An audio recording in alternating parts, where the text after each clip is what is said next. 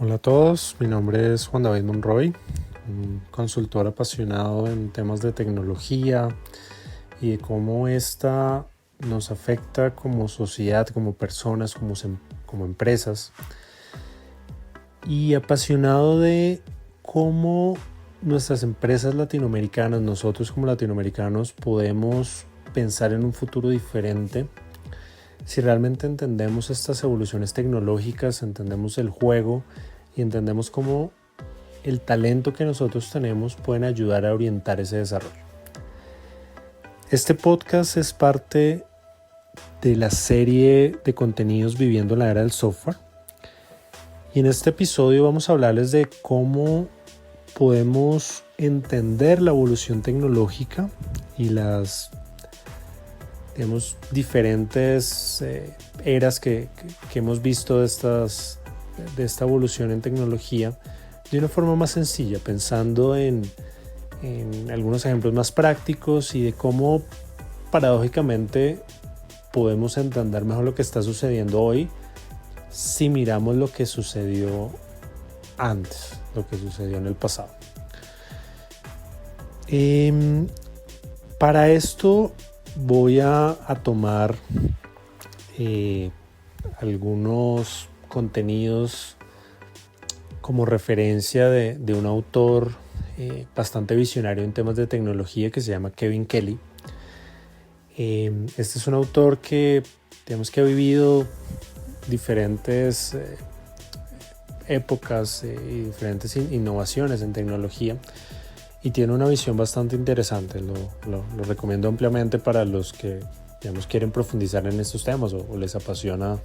aprender más. Y en uno de estos libros de este autor Kevin Kelly, que se llama Lo Inevitable, mencionan algo interesante que nos hace pensar en las evoluciones tecnológicas, y es de retroceder en el tiempo más de un siglo para pensar cuando se empiezan a producir las diferentes innovaciones en electricidad, cómo realmente se generó un movimiento de innovaciones, de invenciones, y realmente se empezó a repensar cómo cada objeto con el cual uno interactuaba en la vida diaria se podía transformar con la electricidad. Eso es algo bien interesante, porque podemos pensar en algo muy sencillo, como por ejemplo una plancha, donde una plancha tradicionalmente era un objeto sencillo de utilizar, a veces no tan práctico, funcionaba con carbón, calentándose, etc. Y con el surgimiento de la electricidad, pues se necesita un ejercicio de creatividad, de innovación, el pensar en qué se puede convertir una plancha cuando le adiciona electricidad. En este caso particular, pues empezaron a surgir una serie de inventos, de intentos también, antes de iniciar el siglo XX. En algunos casos pues empezaron a aparecer planchas muy pesadas, incluso hasta casos absurdos como planchas que necesitaban de la energía eléctrica, pero todavía las casas no tenían acceso a esta energía, o no tenían acceso durante todo el día, y eso pues fue sucediendo durante los años. Hoy en día nos parece bastante, obvio en lo que se convirtió esa plancha con energía eléctrica, ¿no? Que es una plancha con diferentes opciones de temperatura, de tejidos, etcétera, y que nos hace al final la vida más fácil. Entonces este ejercicio de pensar cómo las cosas se transforman con electricidad, pues aplicó para muchas cosas, ¿no? Para cómo es un reloj con electricidad, cómo es un horno con electricidad, cómo es una nevera, etcétera. O sea, diferentes tipos de objetos con los cuales interactuamos, cómo se fueron transformando con la electricidad. Hoy en día, digamos que estamos en un punto similar donde esos objetos con los cuales interactuamos necesitamos repensarlos de cómo se van a transformar cuando les integremos inteligencia, hablando de obviamente todas estas capacidades que tenemos hoy en día, tanto de acceder a información en la nube como algoritmos de inteligencia artificial. Entonces es por eso que hoy en día pues escuchamos de neveras inteligentes, escuchamos de diferentes electrodomésticos inteligentes. Y si regresamos al caso de la plancha, sería realmente pensar cómo esa plancha se convierte y se transforma y cómo va a ser cuando se le inyecte esa inteligencia. Entonces, digamos que pues eso va a empezar a cambiar muchas cosas. Seguramente esos mismos objetos lo que van a hacer es que al poder conectarse a la nube y al poder empezar a aprender, que finalmente de eso es lo que se trata la inteligencia artificial, de poder empezar a ver tendencias y de poder tomar decisiones de forma más, digamos, más autónoma y de anticiparse a ciertas cosas que los usuarios necesitan, pues ese es un ejercicio bien interesante que está aplicando hoy en día a todos los objetos y que seguramente va a ser la fuente de la cual un montón de startups cada vez más empecemos a ver que tomen algo, le inyecten o le agreguen esa inteligencia y genere algo diferente. Entonces estamos todavía en esa primera etapa y vamos a empezar a ver pues disrupciones muy interesantes en esos temas, y es una oportunidad grande para las empresas y para las personas que quieran emprender y para poder, digamos, anticiparnos y realmente repensar eso. Otro tema también que creo bastante relevante y que puede ser fácil de entender para nosotros es el que repensemos y analicemos cómo interactuamos con la tecnología. Entonces, igual si nos devolvemos en el tiempo,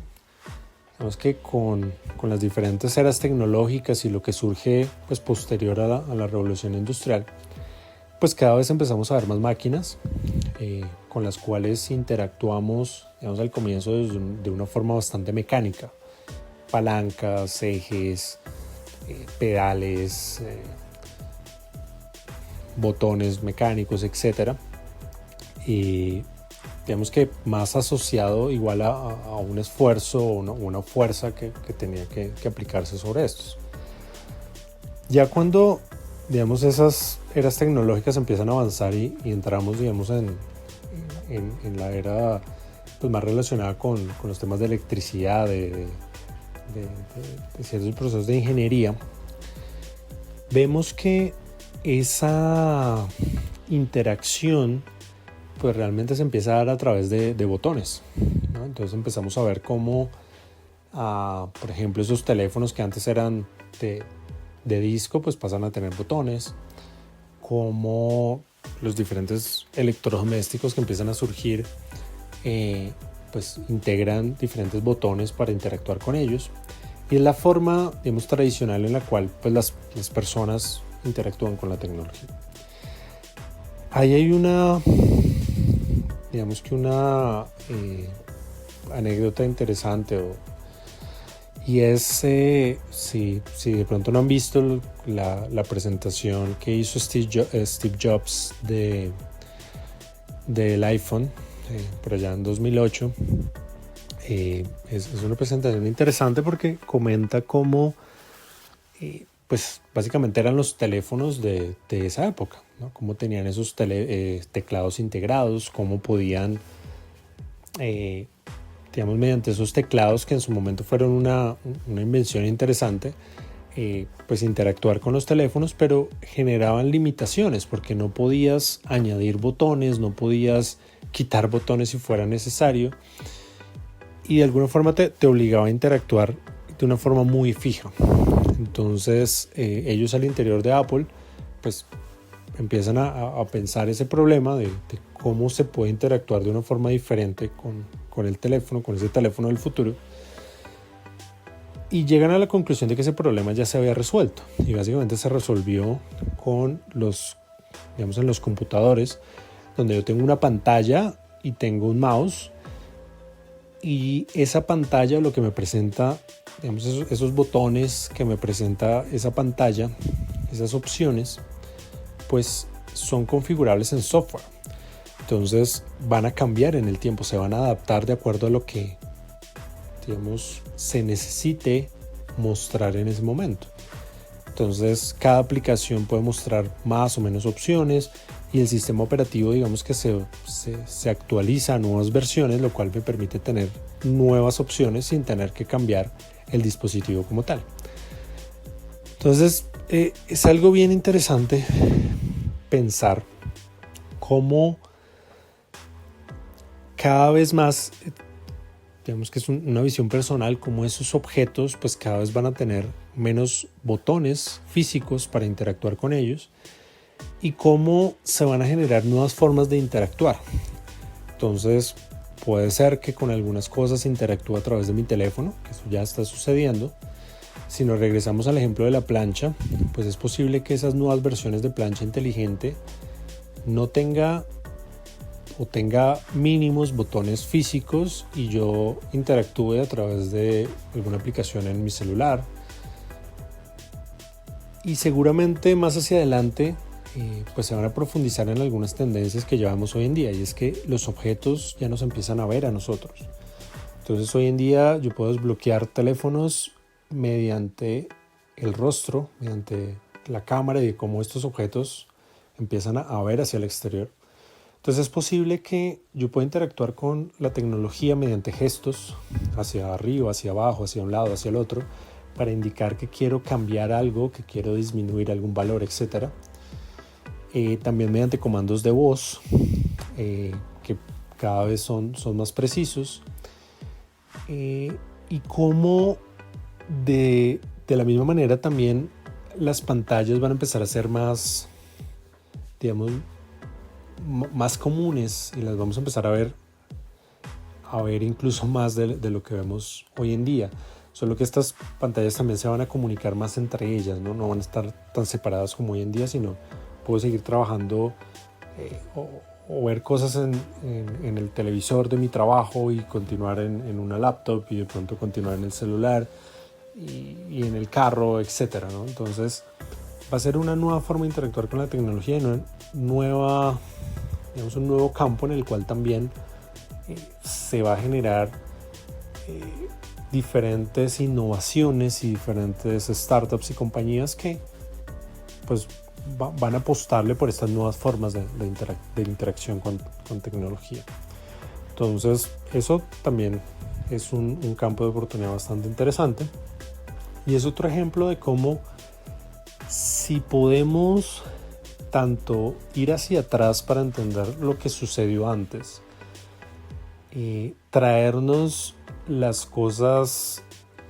que veamos pueden aplicar en esta coyuntura y darnos una guía, y si entendemos bien esas tendencias tecnológicas que están sucediendo hoy en día, que seguramente van a ver en episodios posteriores de esta serie de Viviendo la Era del Software, pues realmente podremos tener un futuro diferente. Finalmente, soy un convencido de que en Latinoamérica tenemos un talento interesante, y creo que podemos generar discusiones y ecosistemas de innovación para orientar el desarrollo tecnológico de una manera particular a los problemas particulares que nosotros tenemos, ¿no? No solo copiar cosas, sino participar más en este mismo desarrollo. Y finalmente hay empresas como Exis Digital Angels, quienes son especialistas en tecnología y quienes a través de innovación y de talento en tecnología pueden ayudar a las empresas a que realmente puedan dar ese salto de calidad y mantenerte relevante en esta nueva era, porque finalmente de lo que se trata la era del software es que las reglas de juego cambiaron, que hoy en día las empresas, sin importar el sector, se están convirtiendo en empresas tecnológicas y que el mecanismo o el medio de producción es el software. Entonces tenemos que entender ese juego, tenemos que entender lo que implica para nuestras empresas, para nosotros como personas, y aprender a jugar en ese nuevo campo de juego. Espero les haya gustado. Si les gustó el contenido, pueden seguirnos en nuestras redes sociales y esperar nuevas entregas de esta serie de contenidos. Muchas gracias.